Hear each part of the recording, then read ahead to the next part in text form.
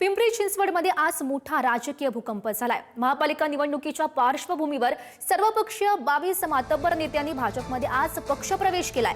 भाजप आमदार महेश लांडगे यांनी राष्ट्रवादीवर थेट सर्जिकल स्ट्राईक केल्याचं चित्र बघायला मिळालं। माजी महापौर संजोग वाघोरे पाटील, माजी स्थायी समिती अध्यक्ष उषाताई वाघेरे, प्रशांत शितोळे यांच्यासह अनेक दिग्गजांनी भाजपमध्ये पक्षप्रवेश केलाय। पिंपरी चिंचवड महापालिका निवडणूक आता पिंपरीचा दादा विरुद्ध बारामतीचा दादा अशी रंगतदार होणार आहे अशी चर्चा राजकीय वर्तुळामध्ये सुरू आहे।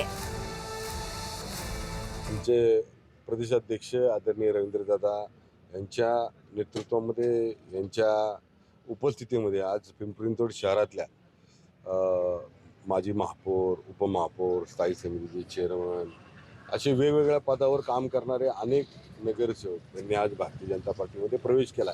यांनाही सगळ्यांना वाटलं की आपण भारतीय जनता पार्टीच्या प्रवाहात जावं आणि चांगलं काम करावं। आम्ही आजपर्यंत ते चांगलंच करत होते, पण अजून चांगलं काम करण्यासाठी त्यांनी भारतीय जनता पार्टीत प्रवेश केला।